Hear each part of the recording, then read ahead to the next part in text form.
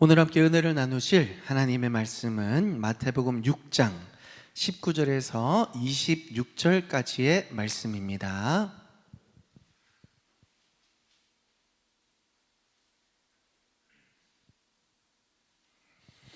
마태복음 6장 19절에서 26절까지의 말씀을 저와 한 절씩 교도로 봉독하겠습니다.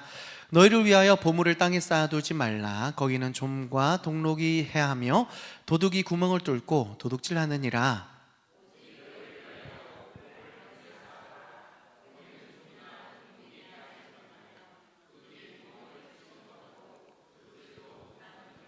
내 보물이 있는 그곳에는 내 마음도 있느니라.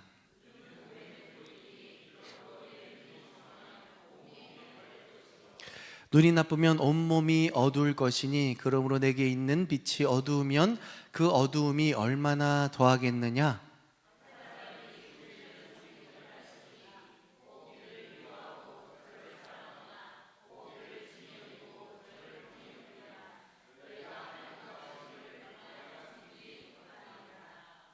그러므로 내가 너희에게 이르노니 목숨을 위하여 무엇을 먹을까 무엇을 마실까 몸을 위하여 무엇을 입을까 염려하지 말라. 목숨이 음식보다 중하지 아니하며 몸이 의복보다 중하지 아니하냐.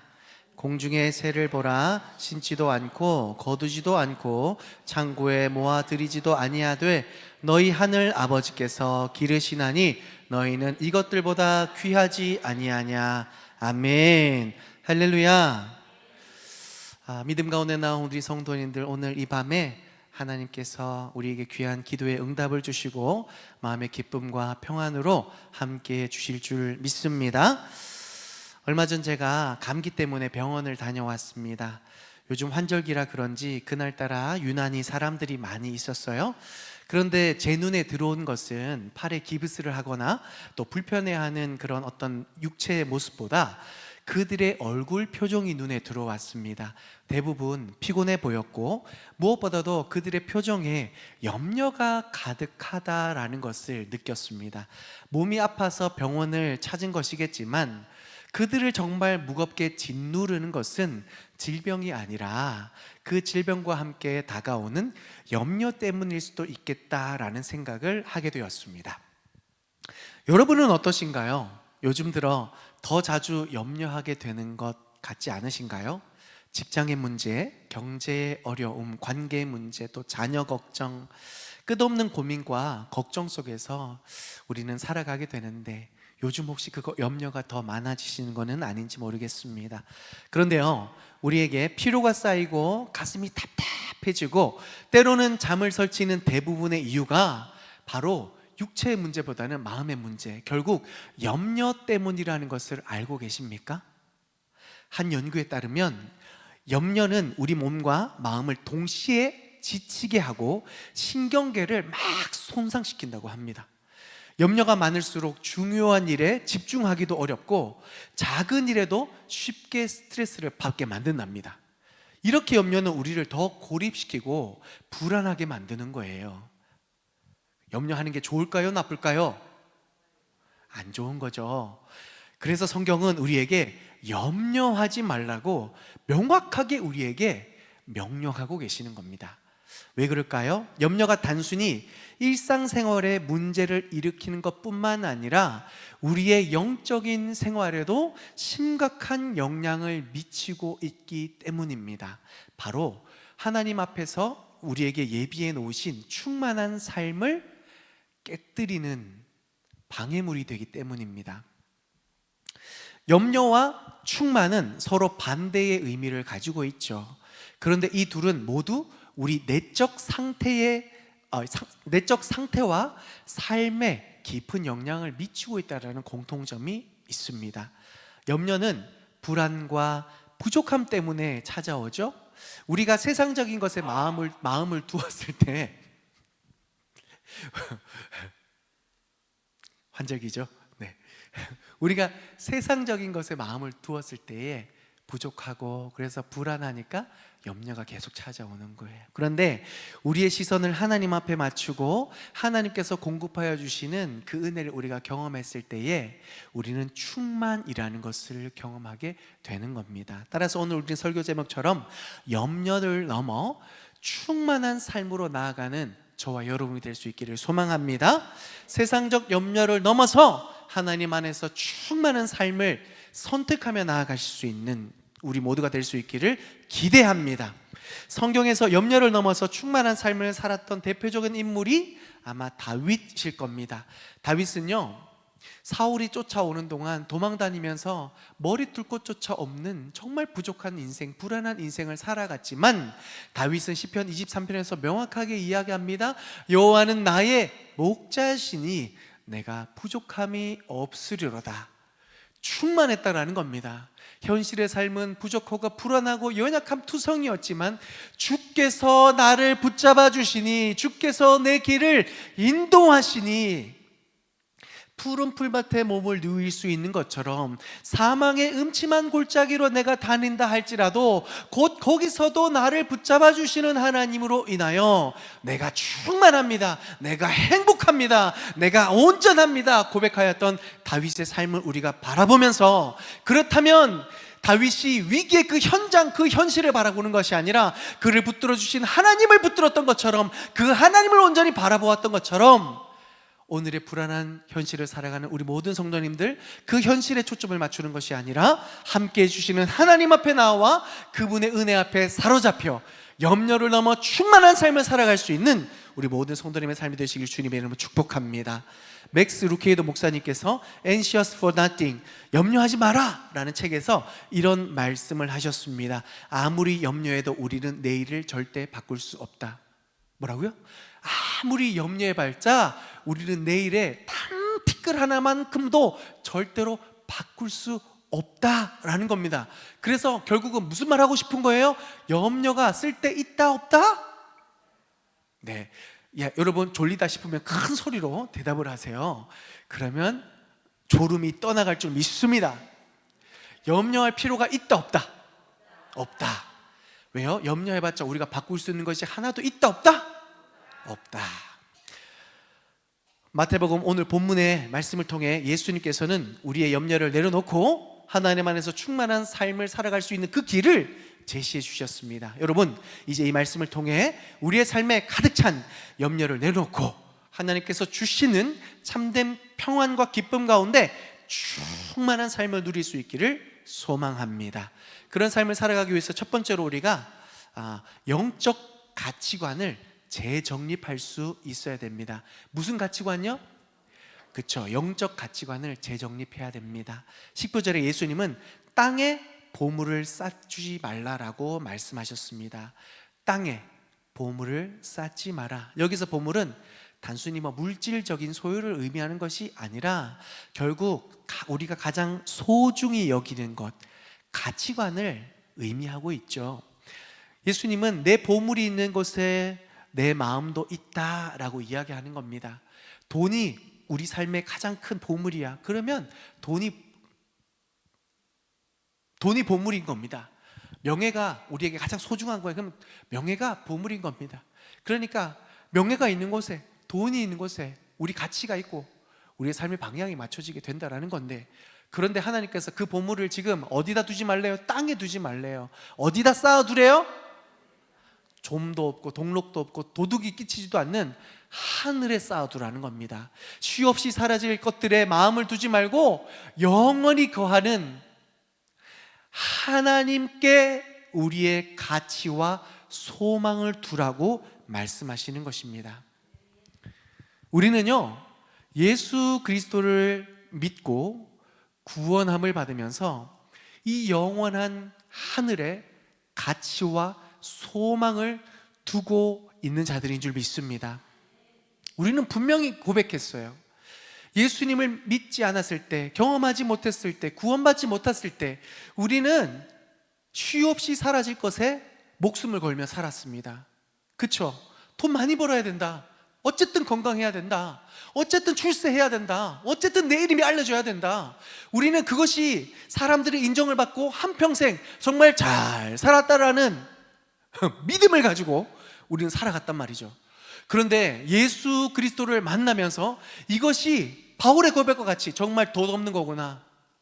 물론 필요는 하겠지만 영원한 것이 아니구나. 그러니 우리가 우리의 남은 인생 동안 소망을 두고 우리가 쫓아야 될 그것은 사라질 것이 아니라 사라지지 않아야 할 영원한 것에 우리의 믿음의 근거를 두며 우리는 이것을 붙잡기 위해 남은 삶을 살아야 되겠구나 라고 깨닫고 인정하고 그것에 우리의 보물을 둘 수 있는 그 믿음을 가진 사람이 바로 성도들인 줄 믿습니다.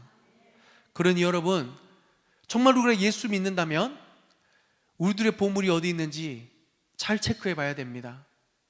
우리들의 마음이, 우리들의 삶의 목표가 어디에 있는지 잘 점검해 봐야 됩니다. 예수 믿는 자답게 사라지지 않을 영원한 하나님의 나라의 소망을 두고 있는가? 아니면 예수를 믿고서도 여전히 돈과 명예에 사람들이 인정에 쫓아 그걸 가지지 못해서 답답하며 애통해하는 마음, 그것에 애통해하며 우리가 살아가고 있는가?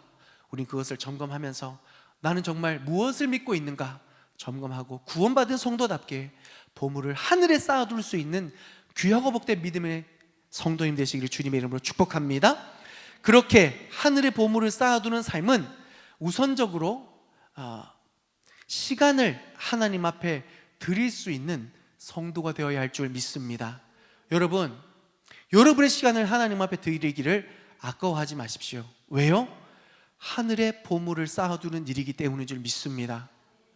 여러분의 이 시간들 하나님 앞에 구별하여 사용하시기를 바랍니다. 말씀을 읽고 기도하는 그 시간, 그리스도인으로 살아가기 위해 이것은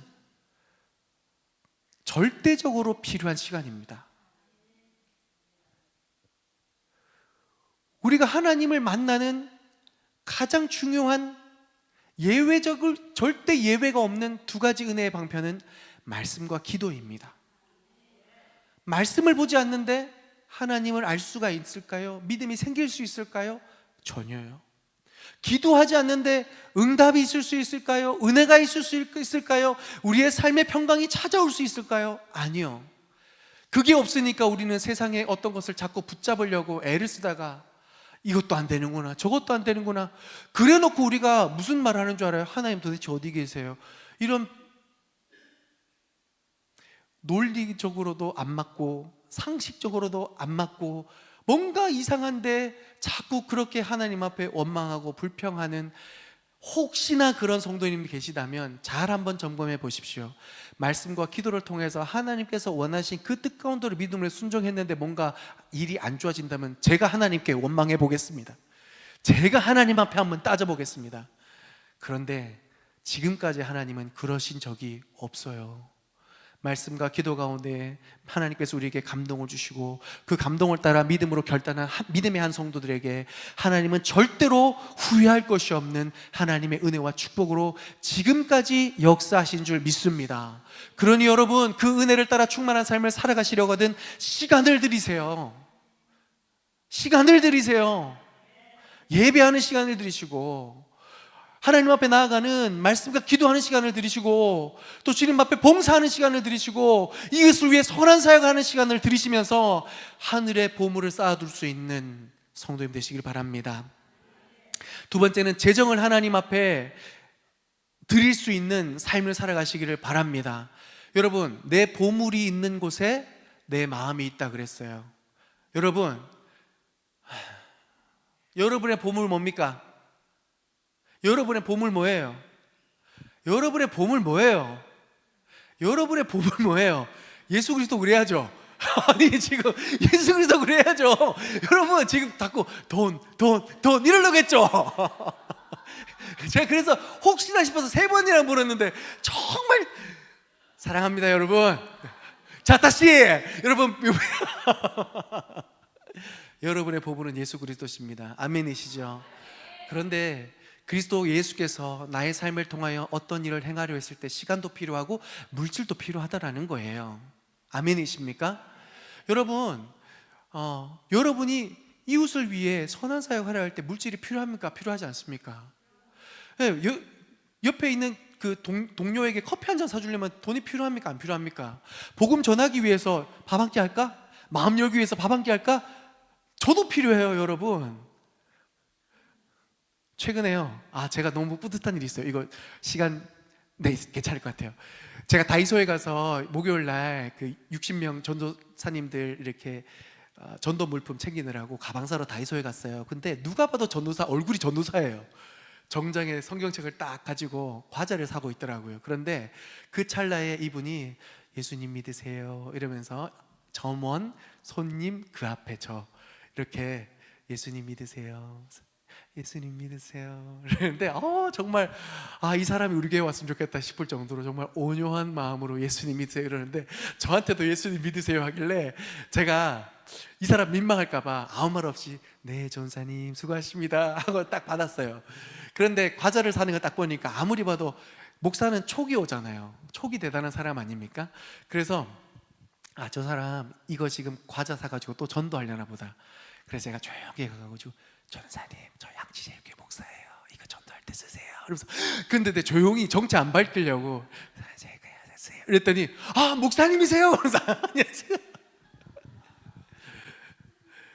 민망할까봐 조용히 이렇게 했는데, 어쨌든 혹시 전사님 이거 전도하려고 하시는 거냐고.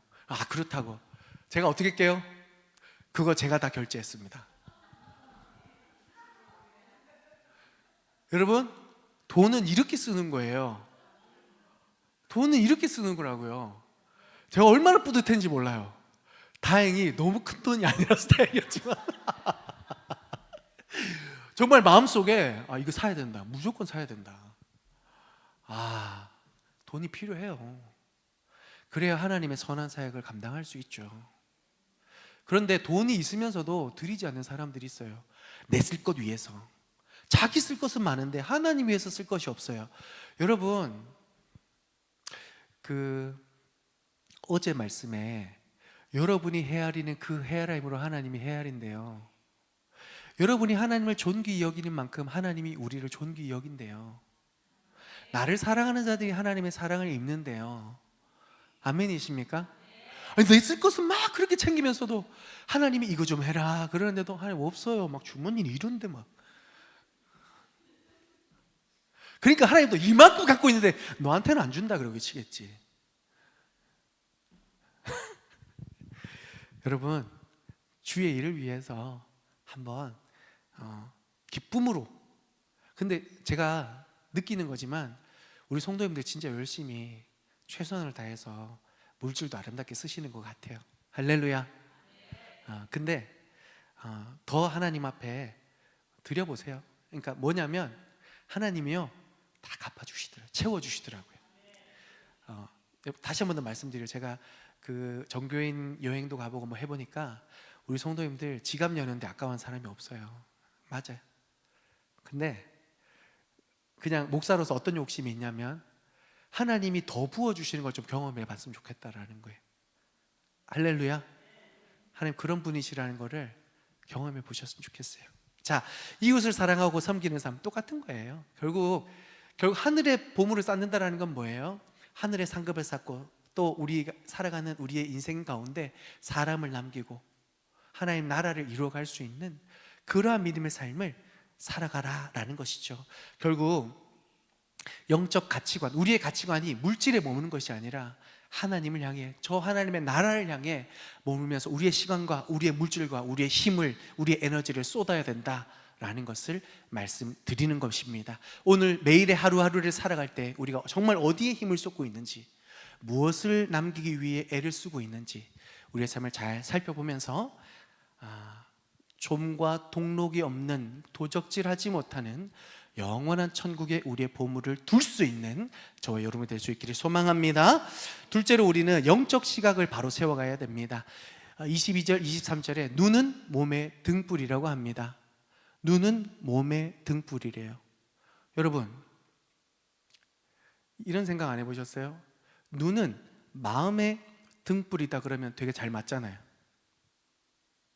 근데 왜 눈은 몸의 등불이래요? 뭔가 이 표현이 이상하지 않아요? 뭘 말하는 걸까요? 뭘 보느냐에 따라 우리의 말과 행동이 달라진다라는 겁니다. 뭘 많이 보느냐에 따라 우리의 생각도 바뀌고, 그래서 우리의 행동도 바뀌어서, 몸은 뭘 하는 거잖아요. 뭘 행동하는 거잖아요. 뭘 이뤄가는 어떤 주체가 되는 거잖아요. 마음의 등불이 아니라 몸의 등불이라는 것은 우리의 삶이 무엇을 바라보느냐에 따라 무언가를 많이 이뤄갈 수도 있고 뭔가 다 산산이 부서질 수도 있다라는 거예요. 그래서 우리가 무엇을 주목하며 살아가느냐, 그게 참 중요하다라는 겁니다. 제가 얼마 전에 카페에 갔어요. 혼자. 저는 혼자 카페 가는 거 좋아해요. 혼자 카페 가서 뭐 하냐면 책도 보고요, 설교를 주로 많이 씁니다. 근데 그날따라 우리 아주 바리스타가 저를 좀 좋게 봤는지 실수했는지 알 수 없지만 카페 라떼를 시켰는데 요만큼만 따르면 되는데 톡 치면 정말 우르르 쏟아질 만큼 커피를 가득 담아 주셨습니다. 그리고 그 위에 라떼 아트를 너무 예쁘게 이렇게 해주신 거죠. 들면 쏟아질 것 같은 거예요. 그래서 이분도 조마조마한 눈으로 그걸 쳐다보고 있더라고요.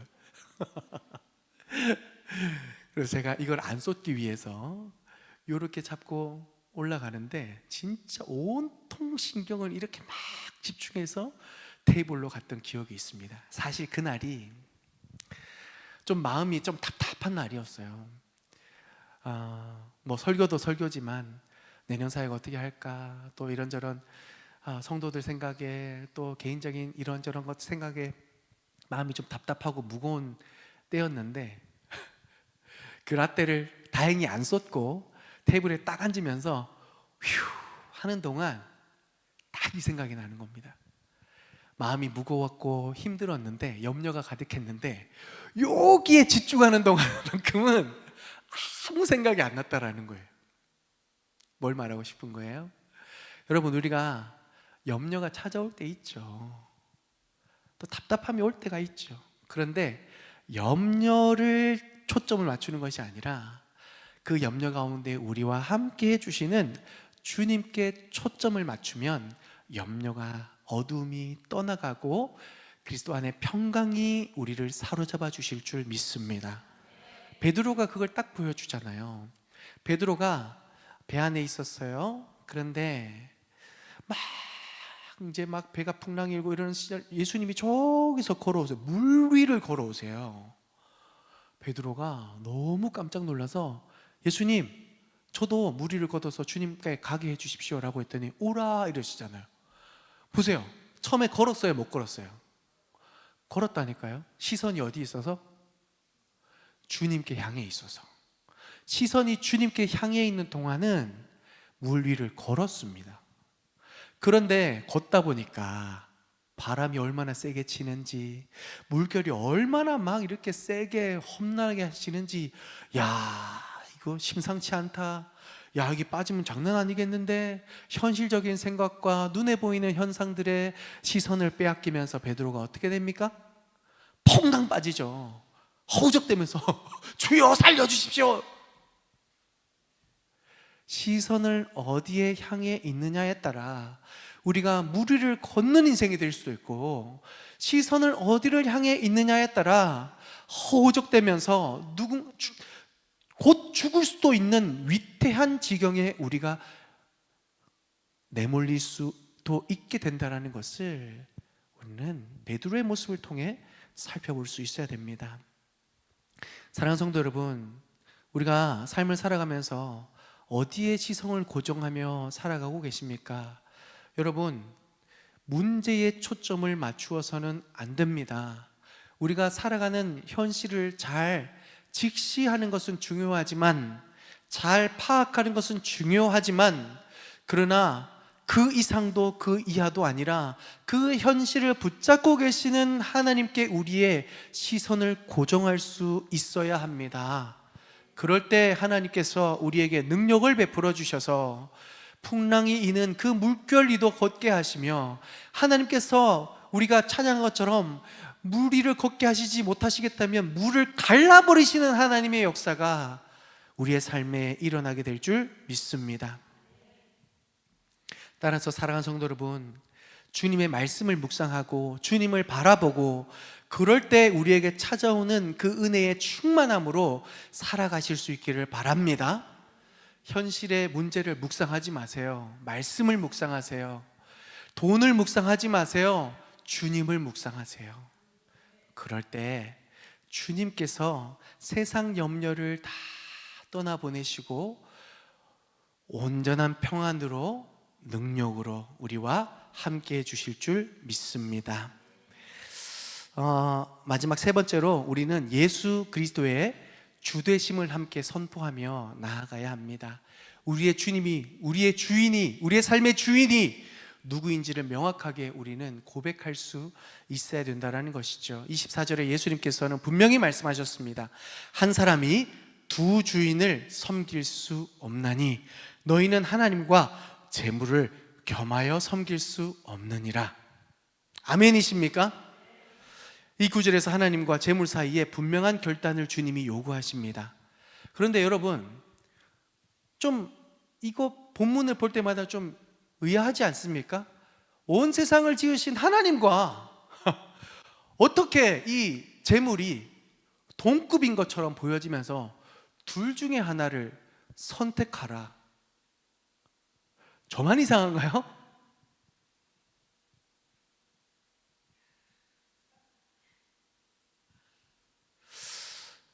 분명히 돈은 신이 아니지만, 그러나 하나님이 주실 수 있는 그 영향만큼 우리에게, 우리의 삶에 끼치는 그 영향력이 그만큼 대단하다라는 것에 대한 의미들을 표현해 주고 있는 것 같습니다. 재물은 우리의 삶을 지배할 만큼 강력한 힘을 가지고 있는 것은 사실인 것 같아요. 여러분, 우리가 살아가면서 돈을 쉽게 생각하는 사람은 아직 세상의 매운맛을 못 본 사람일 겁니다. 돈은 중요합니다. 필요합니다. 그러나 돈이 우리의 주인이 되어서는 안 됩니다. 돈이 우리의 삶의 목표가 되어서도 안 되고, 목적이 된다면 우리는 돈을 섬기는 것이지 주님을 섬기는 자가 아닌 것입니다. 주님이 아니라 돈이 우리의 주인이 되는 것이죠. 여러분, 이것을 좀 구체화해서 우리가 정말 어떻게 돈을 섬기고 있는지, 주님 섬길 수 있는지 가늠해 볼 수 있을까요? 이런 겁니다.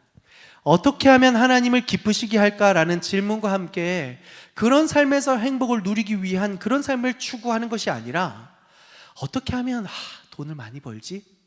어떻게 하면 노후 대책을 할 수 있지? 하면서 매사에 돈을 좀 더 많이 벌기 위한 그런 생각들에 가득 찬 삶이라면 우리는 어쩌면 두 주인 속에 주님이 아니라 돈을 더 쫓고 있는 그런 삶이 살아가고 있는 것인지도 모르겠습니다. 우리가 이런 생각들을 하게 되죠. 돈만 있으면 모든 문제가 해결될 텐데, 돈이 조금만 더 많아지면 내 삶은 더 편안하고 행복해질 수 있을 텐데, 심지어 어떤 분들은 목사님, 돈이 좀만 더 있으면 주일 더 잘할 수 있을 것 같은데요. 저는 안 믿습니다, 그 말. 없어도 열심히 하는 사람은 있어도 더 열심히 잘할 수 있는 사람이지만, 꼭 일 안 하시는 분이 돈 핑계 대면서 목사님 제가 돈만 조금만 덜 벌면 할게요, 안 옵니다. 제가 철없는 전도사 시절에는 그 말을 믿었어요. 하나님, 돈을 좀 주셔서 저분이 주일, 저 지금 많이 대해보고 많이 겪어보면서 그 말하는 분 안 믿습니다. 돈은요, 만족함이 없어요. 그러니까 목사님 조금만 더 벌면, 조금만 더 벌면, 조금만 하다가 교회 안 나오더라고요. 돈은요, 만족이라는 것이 없어서, 벌면 행복할 것 같죠? 아니요. 벌수록 더 벌어야 되겠다는 생각을 갖게 만듭니다. 그리고 오히려 번 만큼 이 돈을 지키기 위해서 그만한 염려를 주지, 평강을 주지 않습니다. 아닙니까? 맞죠? 여러분, 정말로 돈을 혹시 많이 벌어보세요.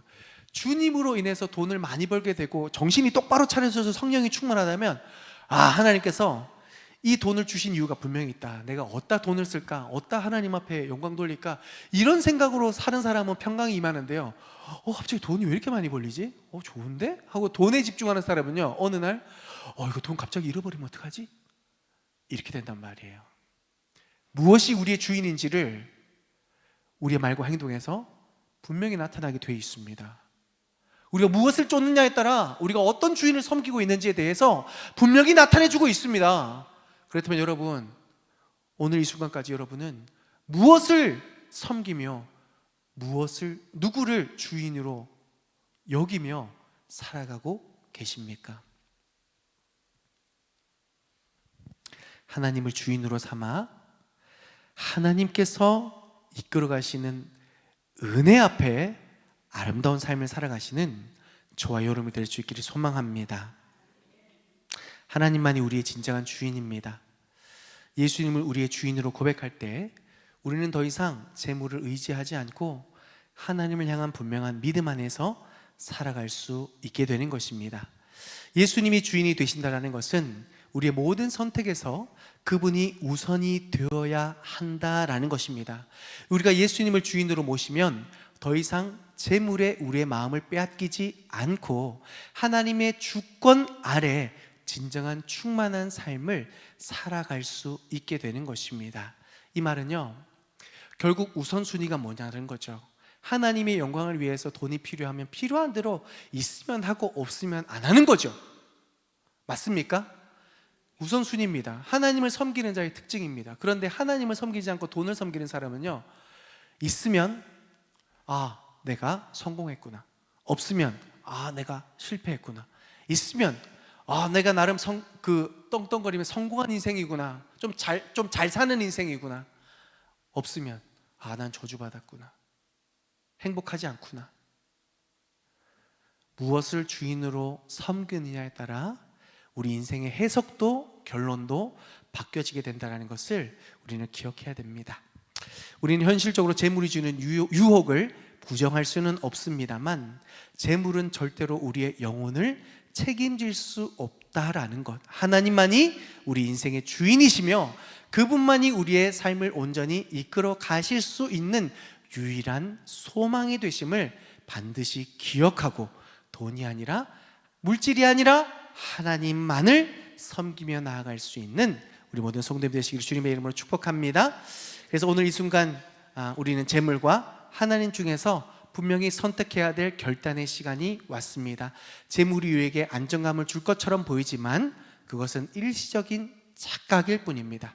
우리의 참된 안정감과 구원은 오직 하나님께만 있는 줄 믿습니다. 오늘 이 시간 그 예수님만을 의지하며 우리의 삶의 주인으로 고백하고 재물이 아닌 하나님을 향한 믿음을 선택하며 나아가시기를 바랍니다. 마지막 26절에 예수님께서 이렇게 말씀하십니다. 공중의 새를 보라, 심지도 않고 거두지도 않고 창고에 모아들이지도 아니하되 너희 하늘 아버지께서 기르시나니 너희는 이것들보다 귀하지 아니하냐. 아멘이십니까? 하나님이 다 먹이신대요. 하나님이 다 입히신대요. 솔로몬의 그 어떤 영광보다 더 아름답게 입히시는 그 들풀이라면 그것보다 더 귀한, 하물며 우리를 그의 자녀로 삼으신 하나님께서 우리의 필요한 모든 것을 채워주시지 않겠습니까? 그렇다면 재물을 더 가지기 위해서 아등바등 애쓰는 삶이 아니라 하나님을 어떻게 기쁘시게 할까에 대한 믿음의 열정을 가지고 하나님 앞에 살아간다면 하나님은 그런 우리의 인생을 먹이시고 입히시며 솔로몬의 그 어떤 영광보다도 아름답게 우리의 삶을 인도해 가시는 줄 믿습니다. 솔로몬은 전도에서 1장 2절에 이렇게 말합니다. 모든 것을 다, 물질의 모든 것을 다 가져보고 인간이 취할 수 있는 모든 명예를 다 얻어본 솔로몬이 이렇게 말합니다. 헛되고 헛되니 헛되고 헛되니 모든 것이 헛되도다. 정말 아멘이십니까? 솔로몬은 모든 것을 경험하고 가져보고 그것이 다 헛되다고 5번이나 반복해서 고백하고 있습니다. 그리고 전도서 12장 13절에 그 결론을 말하고 있죠. 이 일의 결국을 다 들었으니 뭐예요? 헛되니. 결국을 다 들었으니 그래서 이제는 하나님을 경외하고 그의 명령들을 지킬지어다. 이것이 모든 사람의 본분이니라. 말씀의 결론을 맺습니다. 사랑하는 성도 여러분, 우리가 이 땅에 소망을 두면, 보이는 것에 어떤 소망의 근거를 두면 우리는 이 불안과 염려에서 헤어나오지 못할 것입니다. 그러나 염려가 아니라 충만을 주시는 하나님 앞에 소망의 근거를 두고 그 주님 앞에 우리의 시간과 우리의 물질과 우리의 정성을 드리며 어떻게 하면 우리의 주가 되시는 하나님 앞에 기쁨이 될 수 있을까?